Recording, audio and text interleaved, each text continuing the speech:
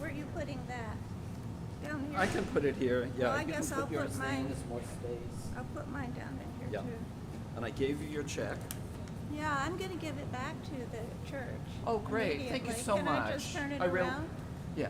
So what, do I have to sign it first, or? Well, if you want, I can take it back and give it to the bookkeeper. I guess I do need, I do need something to show that I received that payment. I need to show that I got the check and that I'm giving it back. Back. In other words, for insurance, for Yes, tax right. For reasons. tax purposes, Yeah. yes. Right. So- Thank you so much. So Right, how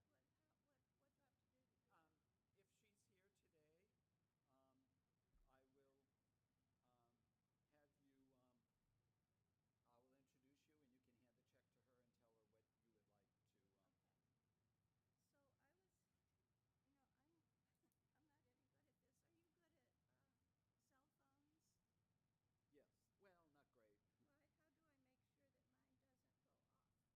I make sure that mine doesn't go off during the service?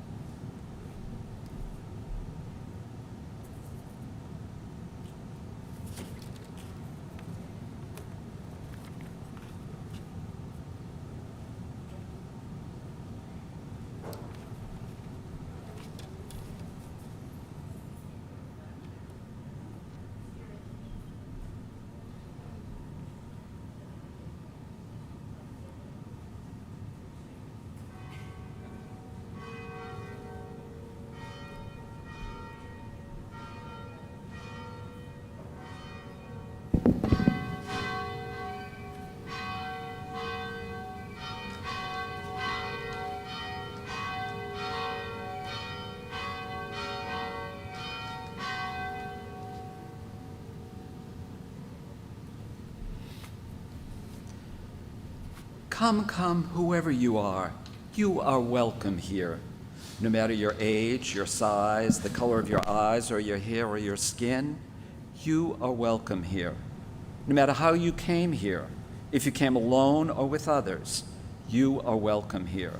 No matter whom you love or how you speak or whatever your abilities, you are welcome here. Whether you come with laughter in your heart or tears in your eyes, you are welcome here. If you come with an open mind, a loving heart, and willing hands, then you are indeed welcome here.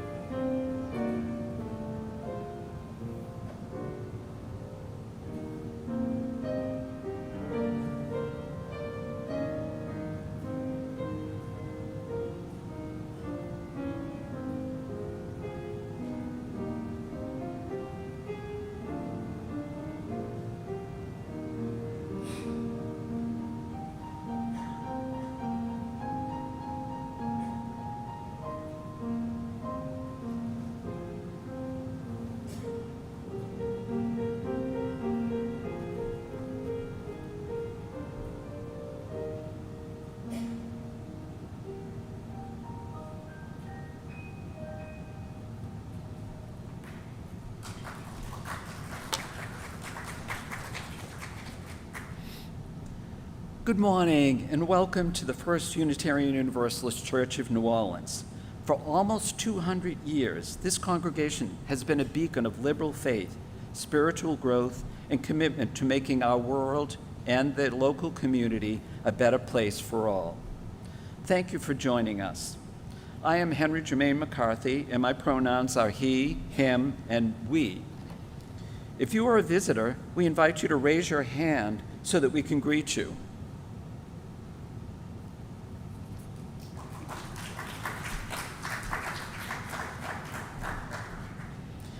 As a lay-led congregation, we invite a variety of worship leaders of various traditions and experiences to give the sermon and contribute to other parts of our service.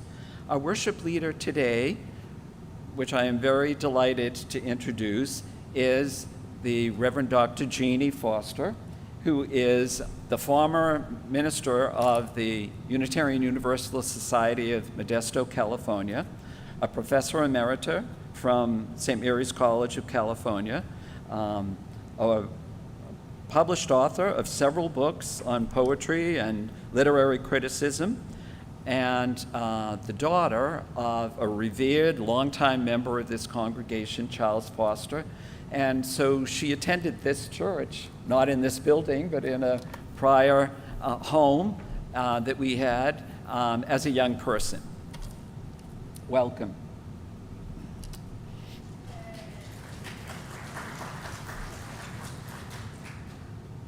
And please indicate by voice or gesture if you can't hear the speakers, and please mute your cell phone. Please rise in body or spirit and join me as we read our call to awareness and amends and our chalice lighting. You'll find the call to awareness and amends at the QR code and on the back cover of your gray hymnal. I will read the text in regular font, and please respond with the italicized text.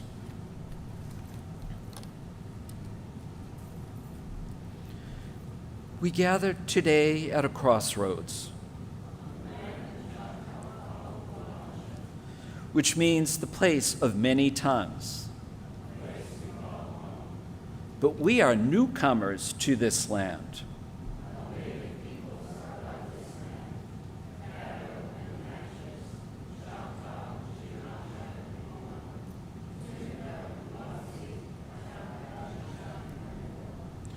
Know that we gather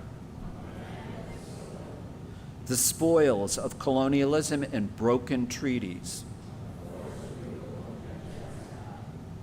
Acknowledging this history is just the first step. Where we have harmed, where we have taken, where we have disparaged, just as the flame of our chalice, we add life-giving water to earth.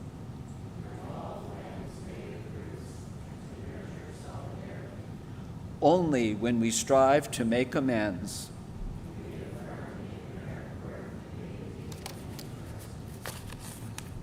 please remain as you are as we light the chalice of our heritage, and join me in reading the words that you will find at the QR code.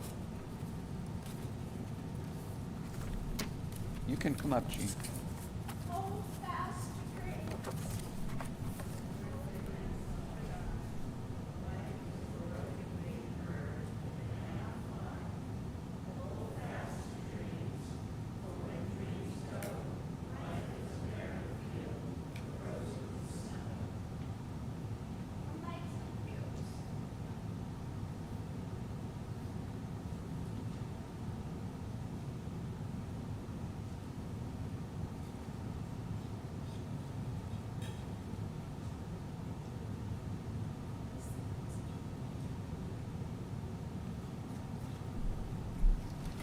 Please rise in body and spirit as we sing our opening hymn, number 123, Spirit of Life.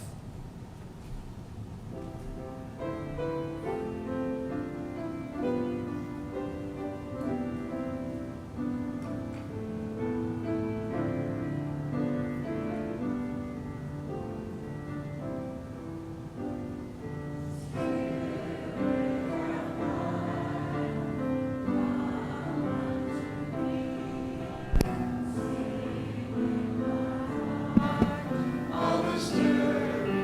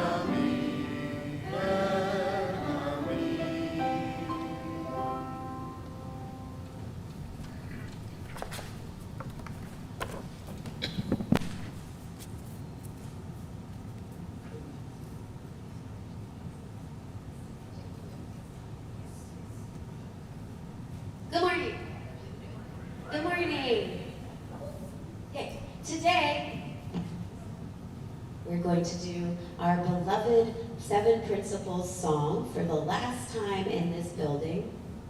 Aww. And for the last time with Jane. Aww. I know. For those of you who don't know, the Seven Principles song is a song we use to be reminded of the seven principles of our faith. They are longish for younger minds to remember, and I would argue for all minds to remember. So this song is a very helpful way for us to remember the seven principles and help to celebrate it in a way that is joyful and bright and community oriented. So, and singing, because we all love singing. So I'd like to ask 7 volunteers, preferably young or young at hearts, but all ages are welcome, to come up. I need 7 of you to help me do the song. Remember, it's Jane's last time. Aww. Yeah. All right. If y'all can stand on the first step here, that would be great, or near the first step. All right, how many young ones we got? We got 2 young ones. All right, you just line up. What do you guys want to be? You gonna be teams? All right, you can come too. All right, 1, 2, 3, 4, 5, 6, 7. Y'all want to be teams? Okay, great. Hang on.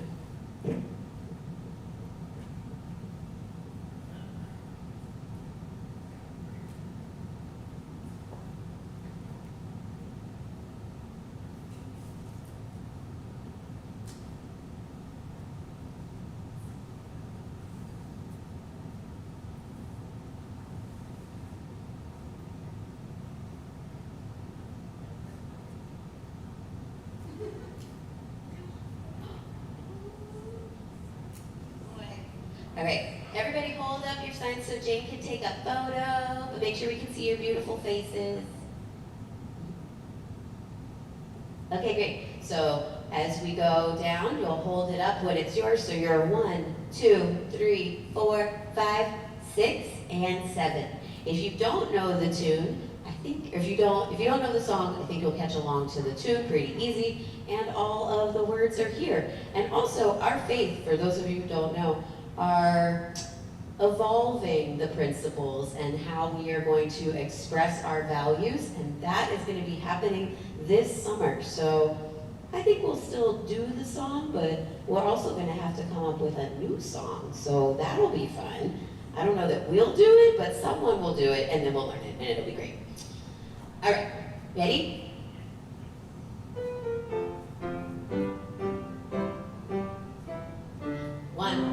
Each person is important. 2, be kind in all you do. 3, we're free to learn together. 4, and search for what is true. 5, all people have a say. 6, work for a peaceful world. 7, the web of life's the way that will bring us back to me and you. 1, each person is important. 2, be kind in all you do. 3, we're free to learn together.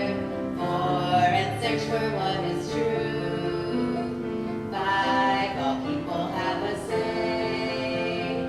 6, work for a peaceful world. 7, the web of life's the way that will bring us back to me and you. Yay! Thank you to my wonderful helpers.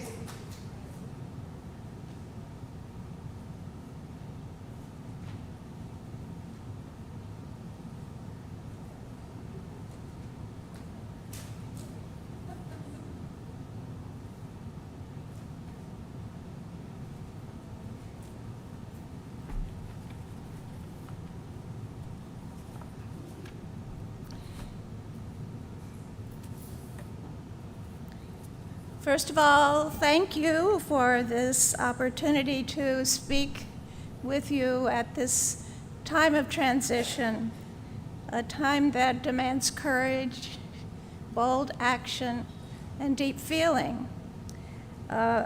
This place has been very important to my family. My father was a driving force, apparently, that's what I hear. My mother had the bookstore at one point. I don't know, did you all have a bookstore ever in this church? No. Well, in the church prior to this one, the church building prior to this one, my mother kept the bookstore.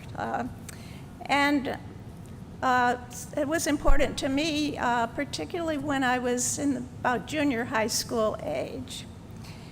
One of the things I'd wanted to do in sharing my memories of that time, which is what I've been asked to do, is to choose music that I remember from that time, sung regularly.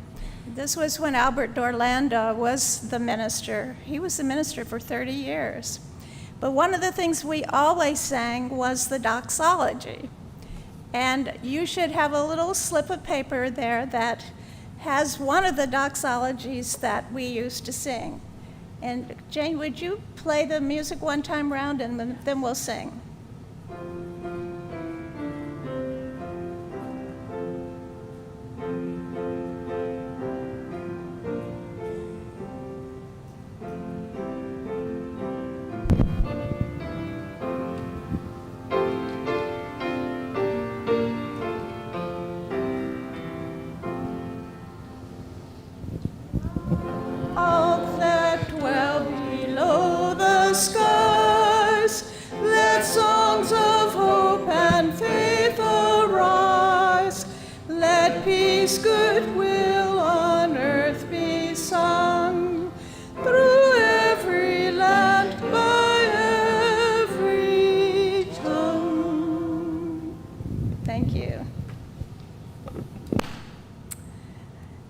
This time of transition in this church has a whole history of transitions going back to the early 1980s.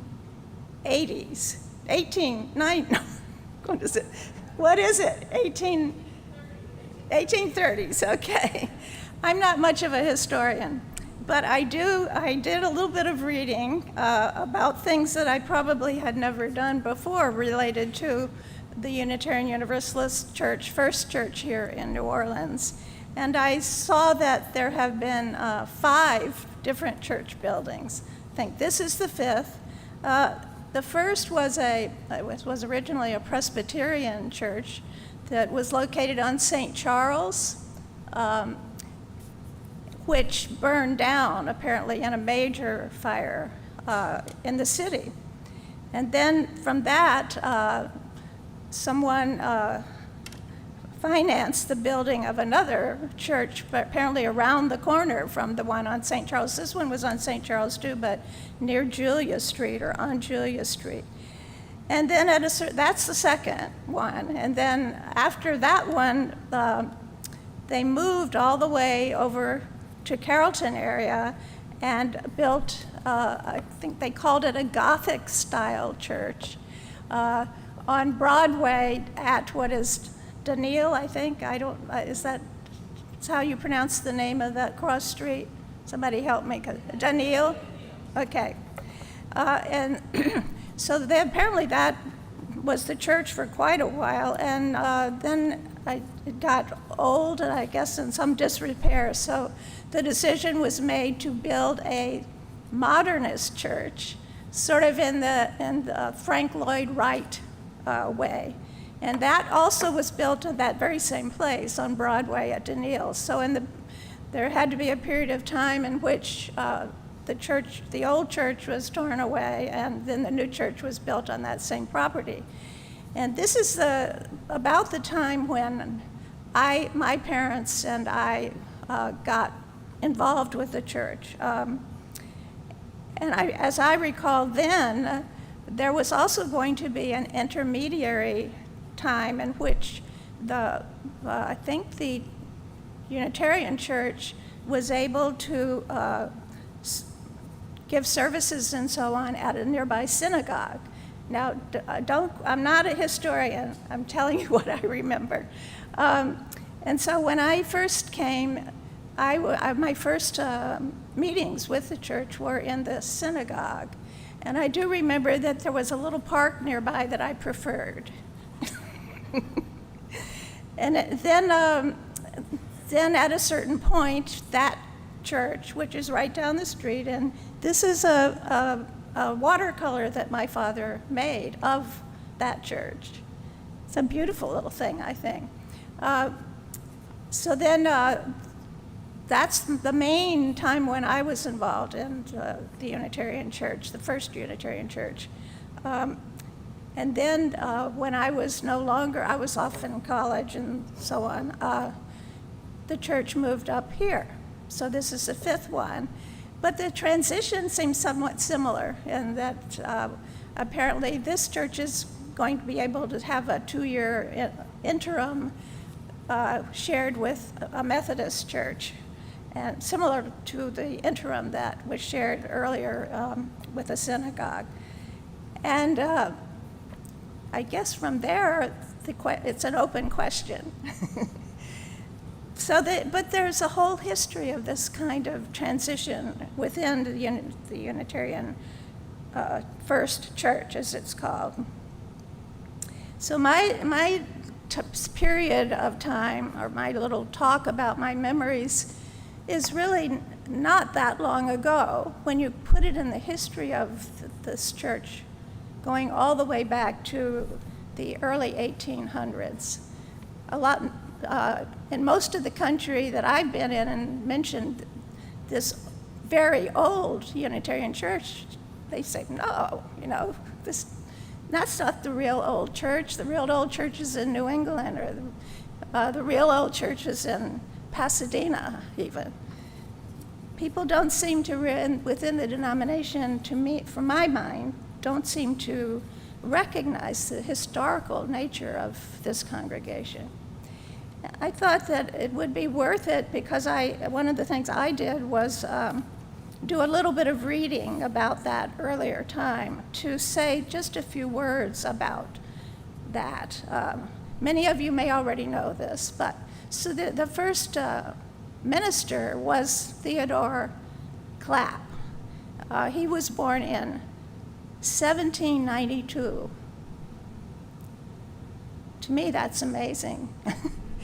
And he was known as Parson Clapp, and he turned out to have, I think, a 35-year history as minister of this church, starting with that little Presbyterian church. He began to, Parson Clapp began to sort of think in terms of universal salvation and a universalism, and that was something that the Presbyterian church was not happy with, and so he was sort of excommunicated. And at that point, he continued to preach in that same church, and apparently was an incredible speaker, had hundreds of people on Sundays. But then at a certain point, the Beacon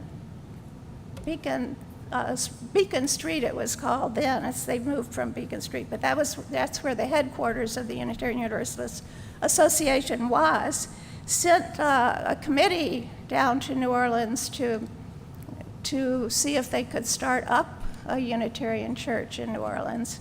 This was in, 1837, and they met Parson Clapp and decided that it was already a Unitarian church, and so listed it then in their list of churches. The thing that I was amazed by was how active Parson Clapp was in the city of New Orleans and how much he affected the city. So one of the things that amazed me was that he where is that? He was, as I said, very active in civic duties, and he was actually, I can't remember. He was I can't find it now. I had it marked.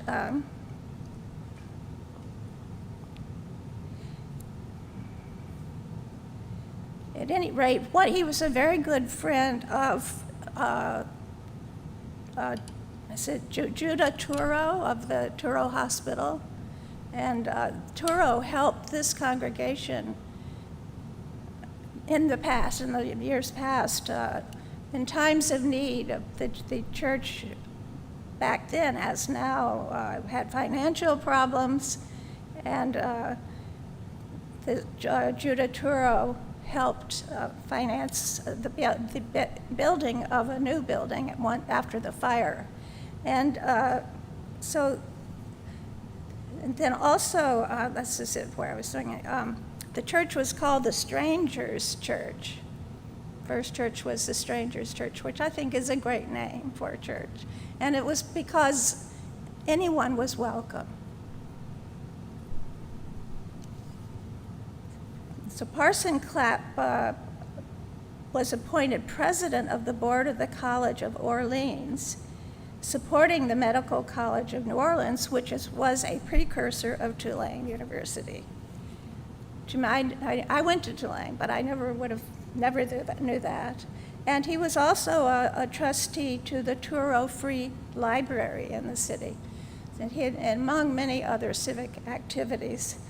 And one of the very interesting things that I found out was after he had retired, which was in 1856,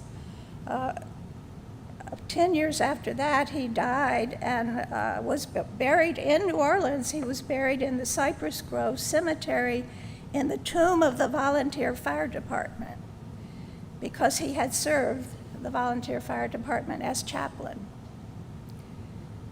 And the report is that thousands of people attended his funeral in March 1867.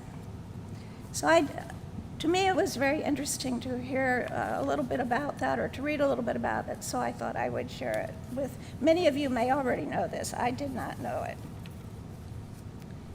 So now let's turn ourselves to a more reflective time. And I invite you to share, to join with me in a period of meditation and silence. So if you can get yourself comfortable, close your eyes or soften your gaze, and open your heart. This is a safe time, and this is a safe space to be tender. Let us join together in silence, the silence of our breathing.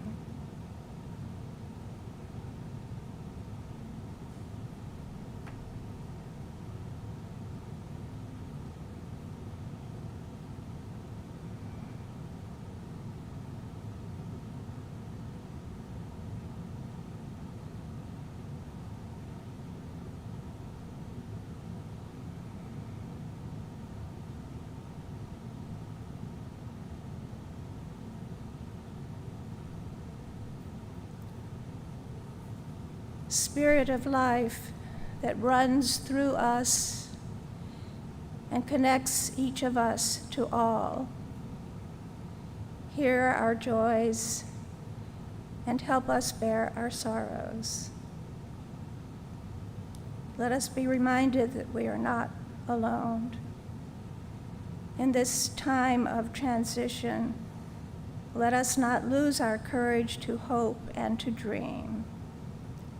Let us be reminded with the poet Langston Hughes to hold fast to dreams. Let us be reminded with the great First Lady Eleanor Roosevelt that the future belongs to those who believe in dreams.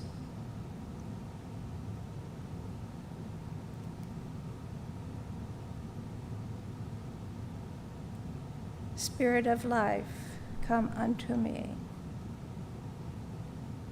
Amen.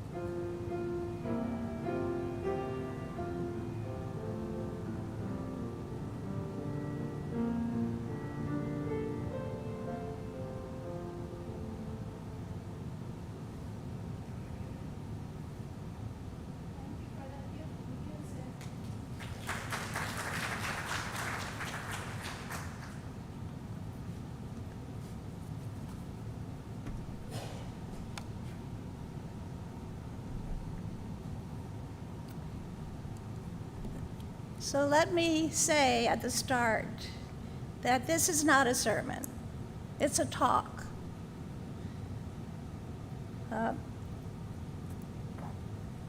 I think of it as a talk and a sharing of memories, and perhaps a sharing of a religious journey.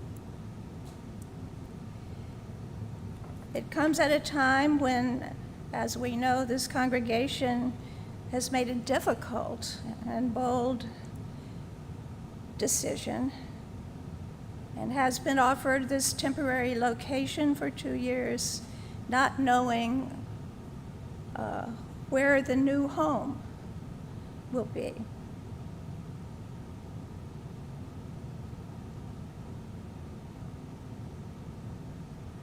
Going back to the early 1800s, as I mentioned, there have been 5 different buildings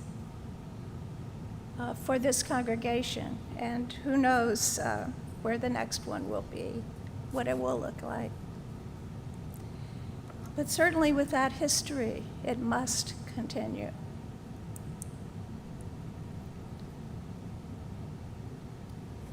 My introduction to First Church, as I said, came at the point when the Gothic structure had been torn down and a new modern building was in the works.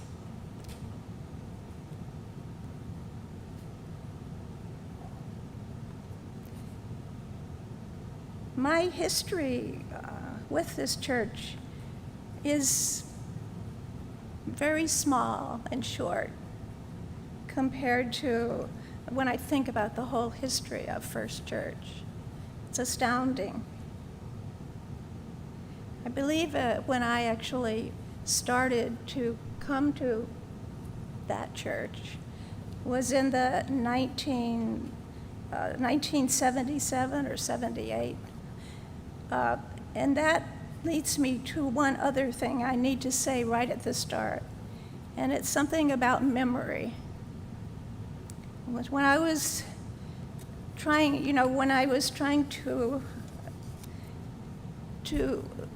get back to my memories of that time, I was in junior high school at McMain. It was hard to do. And I got stuck with thinking, well, I've got to have all the right dates and knew exactly what to do at certain times.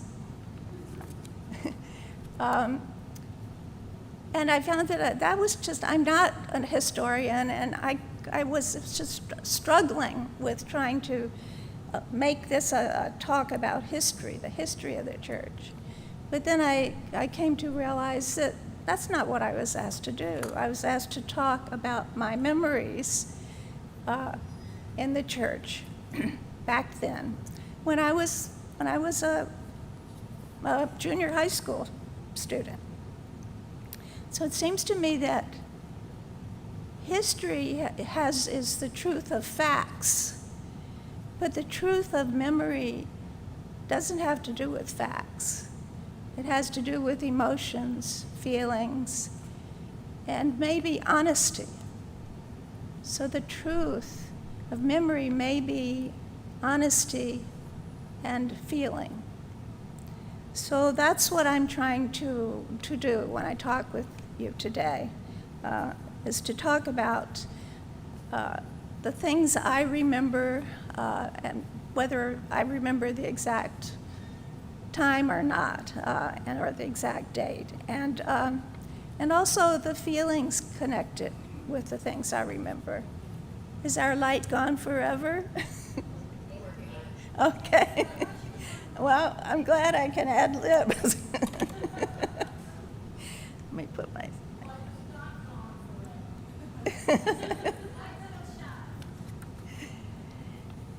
Well, okay.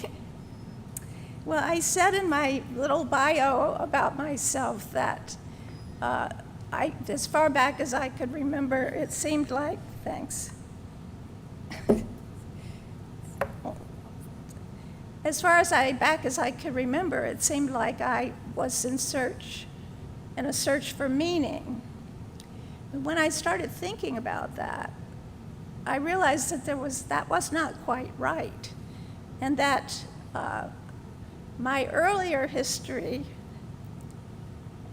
was early in my history.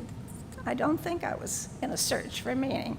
So I was born in Ocala, Florida, and one of the memories I have and that had been reported to me over and over again by my mother was that I learned how to swim when I was 2 in the Silver Springs, the Silver Springs of the glass bottom boats and so on.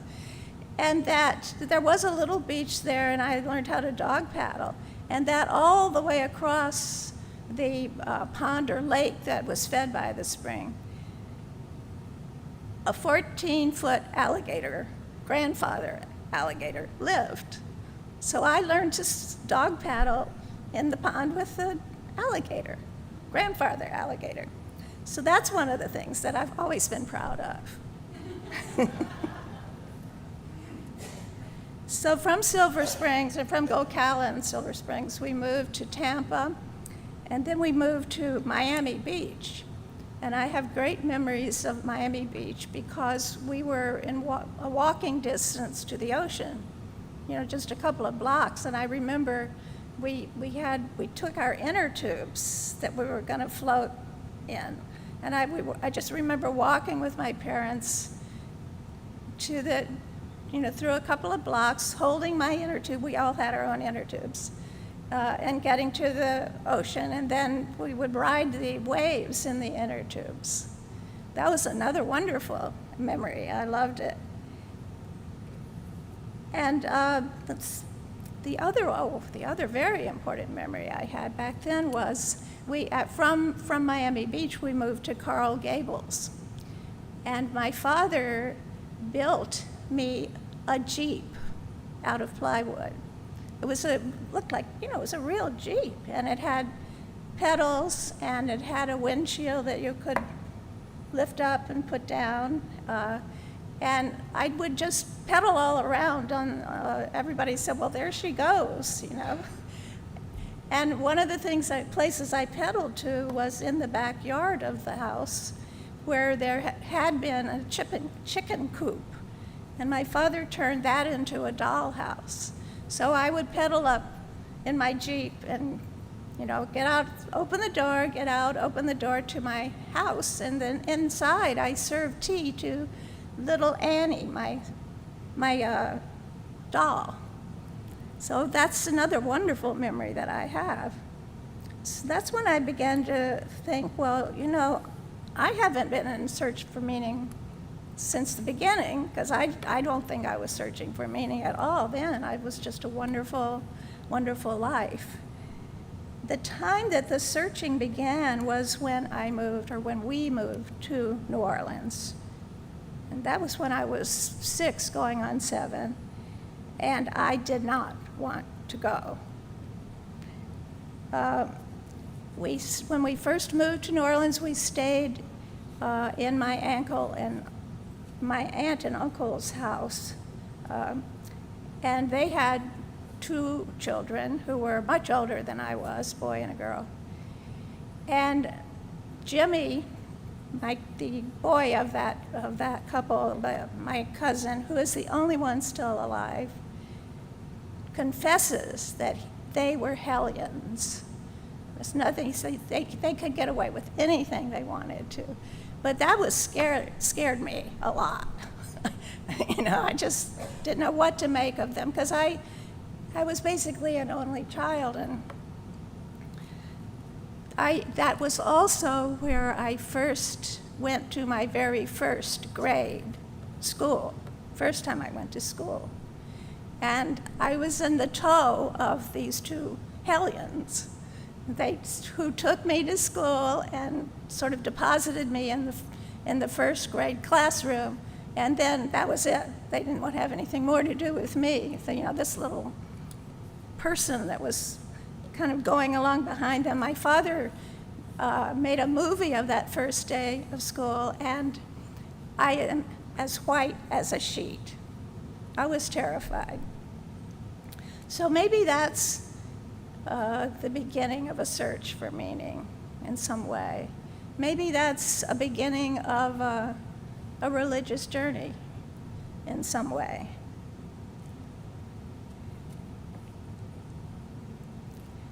My parents did not take me to a mainstream church. They had decided that they weren't very interested in mainstream religion. My father had been raised Episcopal, but his decision was that he got more from art than from any church. And my mother's uncle was a hellfire and brimstone preacher, and she'd had that, enough of that. She didn't want to have anything to do with it. So they decided not to raise me in any church. The closest thing I got to religion was on Easter services, sunrise services out by the lake. I remember that. That was beautiful. And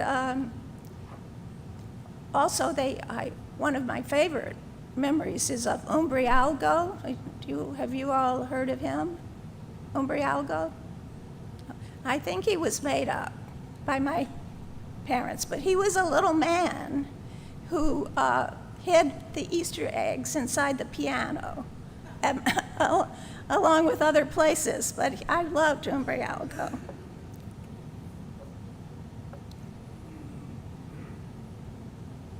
The other thing that I had thought of in terms of religion was, and that sort of, it was something that upset me quite a deal. It seems like I remember I had to fill out a lot of forms of one sort or another, and there was always this little white space for religion, and I didn't have one. So I could never put anything in that space. And that bothered me a lot. And I felt like I needed to have one place of religion to put in that space. In the meantime, at the same time, I was terrified by the flying hats of the nuns. I didn't want to go, I didn't want to go there. And I did go to some religion. I went with my little friend Betsy to an Easter service. I think it was Presbyterian or maybe Methodist. And I was able to sing in the choir. She sang in the choir too. And we sang, "Up from the grave he arose." But I didn't know who he was.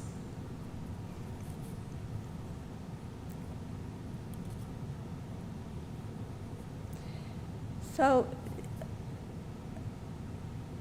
at that time, this would have been in the 1977, 78 sort of time, there was a lot of stirring in the air and a lot of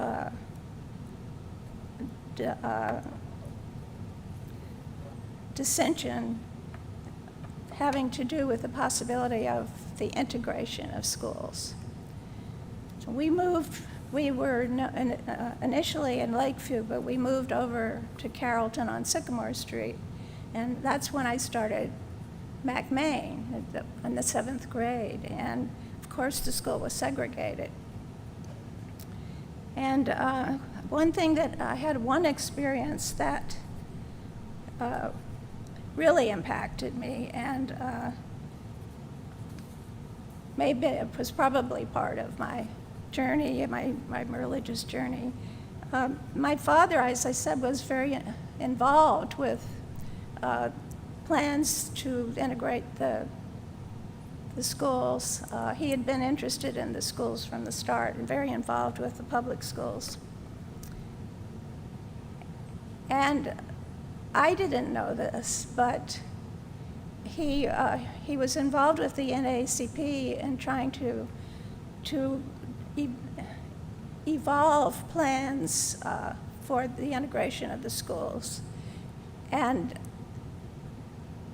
one of the things that they were doing or planning for this was to bring person who was from the NAACP down from St. Louis, which had recently integrated the schools, to give a talk about the process that they went through in St. Louis. So they wanted to have, first of all, this event would be in a black restaurant. There was no white, quote unquote, restaurant would have to do with it. But this man, I don't remember his name, was going to give a talk, and then they wanted a little panel of people of different ages to ask questions of this visitor from St. Louis. And so they wanted a young person, and my father asked me if I would do it. And the questioners were, I think there were only 4 of us. And so I said, yeah, sure. I didn't know.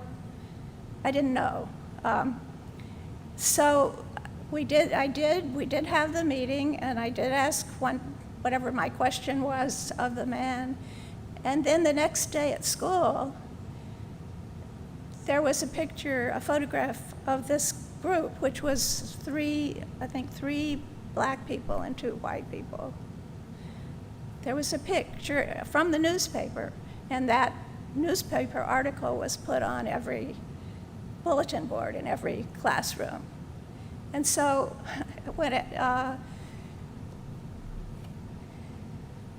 when we were at gym, the kids started taunting me, and I ran back to the teacher who was in her office inside, and I said they were laughing at me, and I was scared, and she said, well, you should be ashamed of yourself.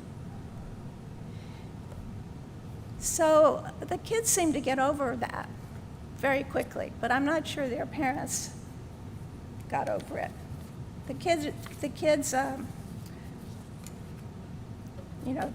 they were okay with it. So around that time then is when my father, in response to my questions, like, well, who is God, and where do these kids go when they go to Sunday school and things like that, that's when he started looking for a place, a church that he felt he could be in and feel comfortable in. And that's when he discovered the church, the Unitarian Church. The one at that time, the church wasn't there at all. It was because it was in that transition phase. But it soon got built, and this beautiful little building over here was it. So I remember, I don't remember the dates very well, but I do remember that one of the first things that stayed with me was finding out that there had been a play, a dramatic presentation written about the life of Parson Clapp. And I've never been able to find it. I've tried to look it up, and I just couldn't, I can't find any record of it, but looks like somebody knows about that play. Yeah. Okay, well, somebody behind you just is going, yeah. So I was asked to be in the play, and this was when I was in 7th grade. And I know I played a part, and I think it must have been, I don't know if Parson Clapp had a daughter. It may have been a daughter, or it may have been a wife. I'm just not sure. I don't remember that. All I remember was that the opportunity to act in this play, which was then presented to the church, was just wonderful for me. It thrilled me. And I wish I could find a copy of that play. Maybe it's up in the attic, but has everything been removed from the attic at this point? Yeah. The other thing that I remember, as I said, Albert Dorlando was the minister, and he asked me, again in 7th grade, if I would read a poem in the service. And so I got to stand up in front of everyone. And the poem that I read was Ode to a Grecian Urn by Keats. And the lines I remember still from it were, how's it, what, I need to get my glasses on. I think it's something like, what leaf-fringed legend haunts about thy shape, of deities or mortals or of both? So that, again, was a time that gave me an opportunity to do something I really love to do, an opportunity to speak in front of a congregation, and also just an entry into the community of the congregation. That was another one of my memories.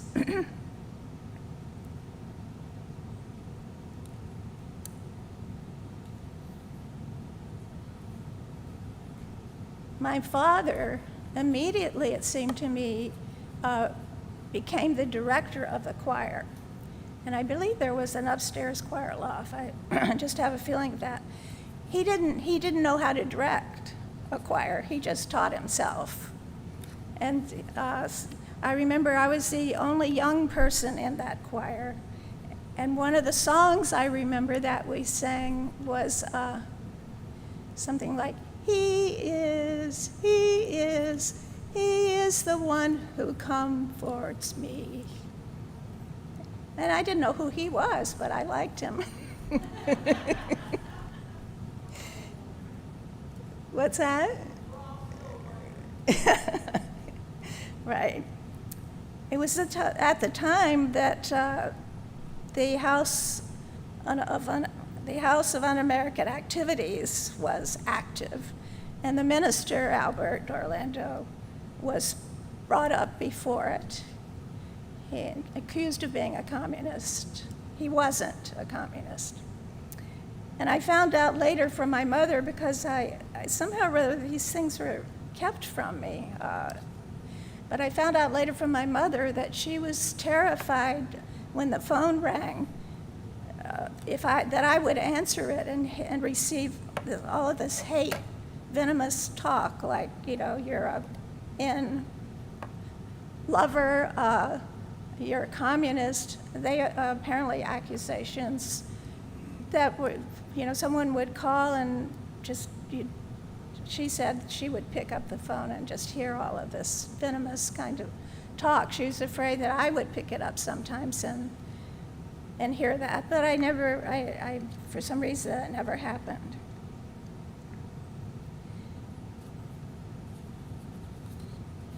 One of the things I had wanted to do in this service today was to have some of the music we sang be part of the service, and that's why I chose to do that doxology, because every Sunday there was a doxology, and I think that was most often the words that were chosen. Also, the final hymn that we're going to sing, Not in Vain, the Distant Beacons, was one that they frequently sang, and for some reason I loved that hymn. And I love the note, when we sing it, you'll hear it, but yes, we dip into the future, far as human eye can see the vision of the world and all the wonder that would be. I love those lines. So we'll sing that later on. I also have to say that my father was innovative as the choir director, and he decided that, Oh, What a Beautiful Morning would make a wonderful hymn. Oh, what a beautiful morning, oh, what a beautiful day, I've got a beautiful feeling, everything's going my way. So he created it into a hymn that the church congregation sang, and I thought it was a great idea. I think it makes a great hymn, too.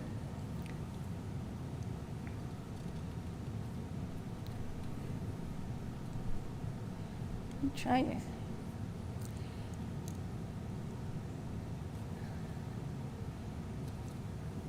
Much later,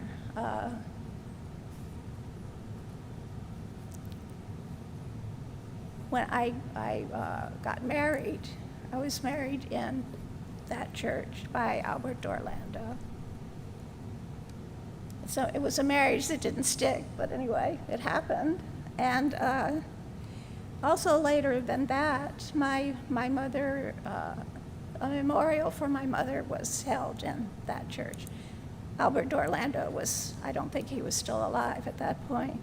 And then much later, after that, my father's memorial service was held in that church.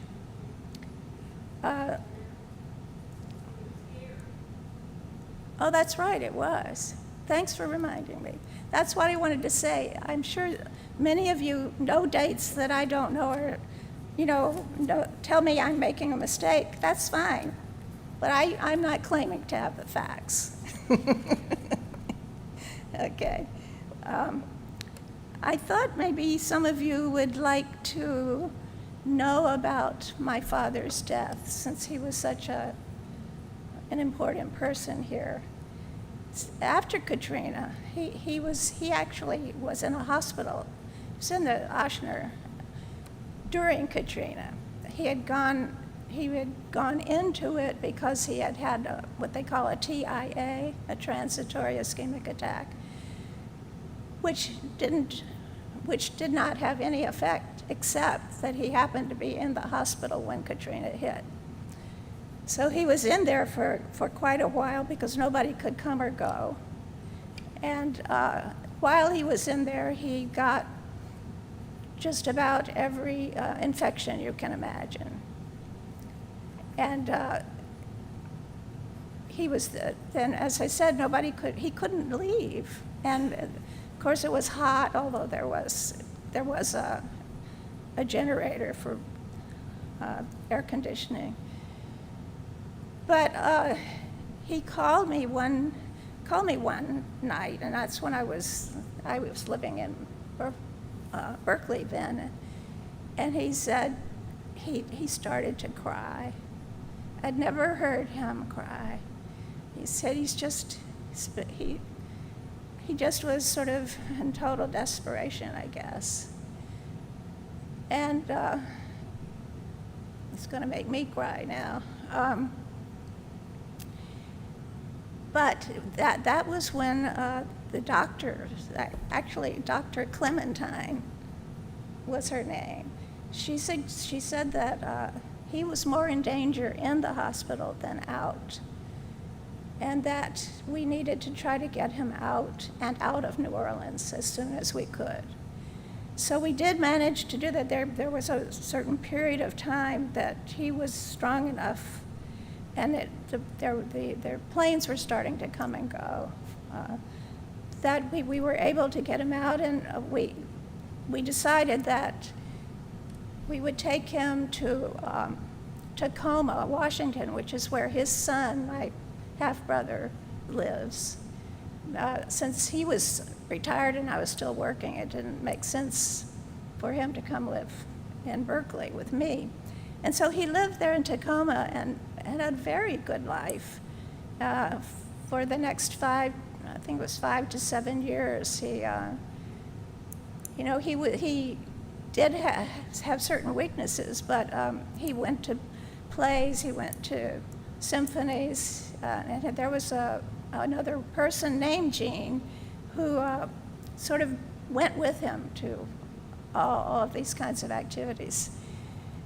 But at a certain point, he told me, he said, I don't want to live like this anymore, because he would fall. He never hurt himself because he said he learned how to roll, but it was very embarrassing to him. And so one night and at a certain point he was moved to assisted living, but still was very active there. And he was working on the computer, and along with having a little side dish of cheese and wine. And he apparently turned to pick something up, and the chair dumped him. So he was taken to the hospital, but that really he wasn't really badly injured then either. But during that overnight he sort of made up his mind that it was the time. And he was talking with a social worker, and they together, he decided that it was the time. And so he called, but we didn't know that, but he called everybody around him, and there are quite a few relatives up there in Tacoma on my half-brother's side of the family, and friends, and said he wanted them there at the church, at the hospital at 10 a.m. And so I was a little late. I remember he called and he said, "Where are you?" So 10 a.m. So everybody got there at 10 a.m. and we were all standing around his bed, and even some little ones about 8 years old. And he had told me, he said, "I'm tired of being the star." He thought he was a star too. But he had us go around, each one of us, and he asked what were our plans, what were we going to be doing in the future, and so on, even the little ones. So he gave each of us a chance to be the star. And then most of the people left, except for me and Chuck, and it seems like there was somebody else there, but I don't know. And basically, he went to sleep, or he was given a shot. And in Washington State, you can do this.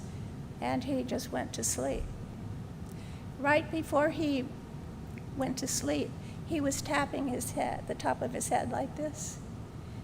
And I found out from my friend who is Hindu that is a sign of a person who's really at elevated stature, and that this is where the spirit leaves, from the top of the head.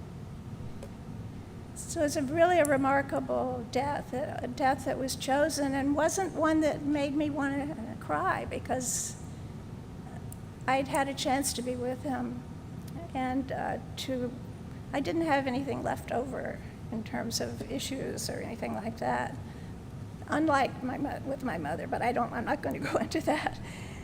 Anyway, yes, this church was important to me at a critical time. It gave me the opportunity to exercise some of my talents. It gave me the opportunity to think about critical social issues when I was very young. And it gave me a place where I felt I could be myself. So I know I'm taking a long time, but I want to end just by a little poem that I wrote called Song for My Father on his birthday. May 19th was his birthday. It's what they call a villanelle, so you'll hear repeated lines. And my mother, who had died earlier, her ashes were sent into the Gulf of Mexico. So my father's were also.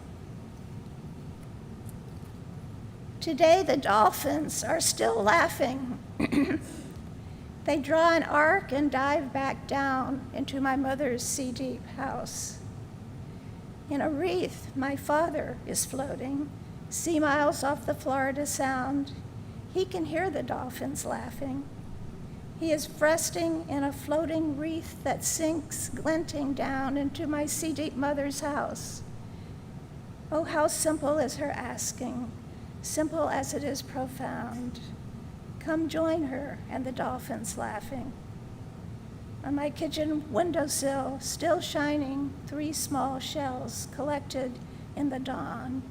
Gifts from the Gulf, my mother's house. The 3rd is mine, and I am singing. Today he is 101. Oh, I can hear the dolphins laughing. And my father is resting in my mother's house.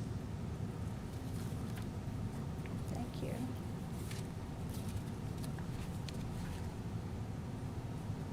I think we're supposed to do something else.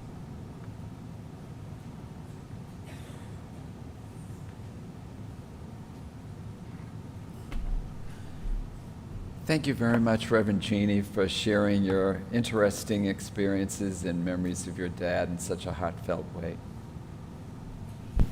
Generosity is a spiritual discipline. We can now practice our act of giving either by placing your offering in the collection plate or by texting the word GIVE to 504-608-7030. That's 504-608-7030.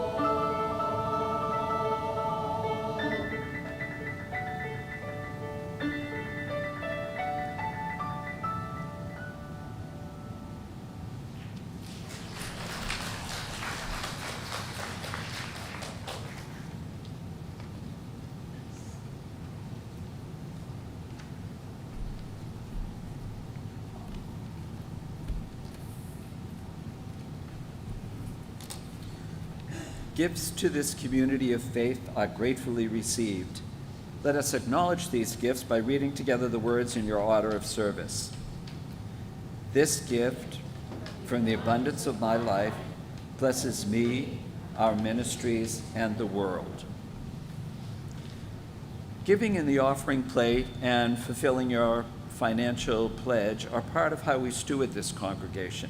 There are countless other ways to serve, build community, and share our love with the rest of the city and beyond.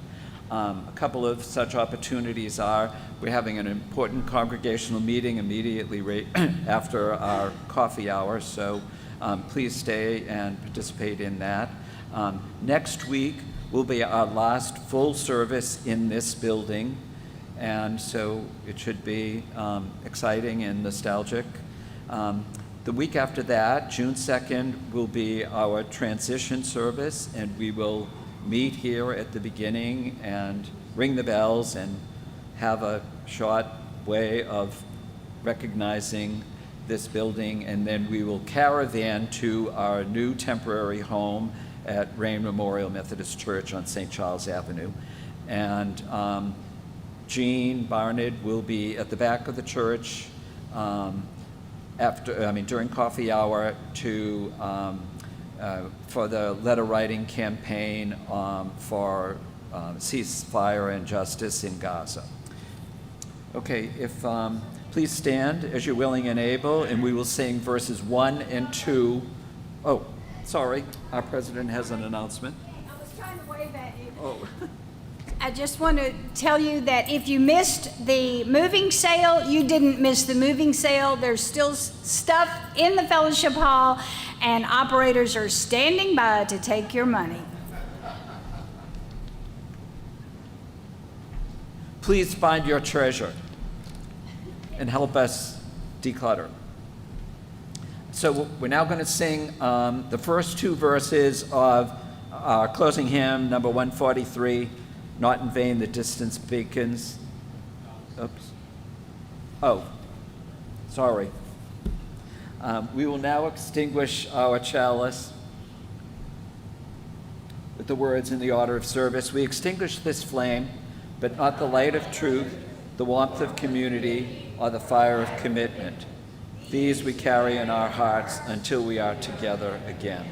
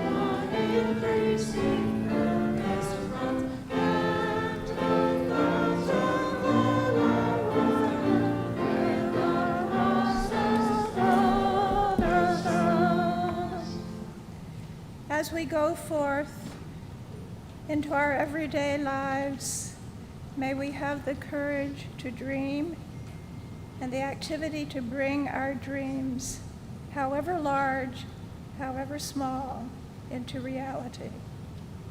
Let it be so.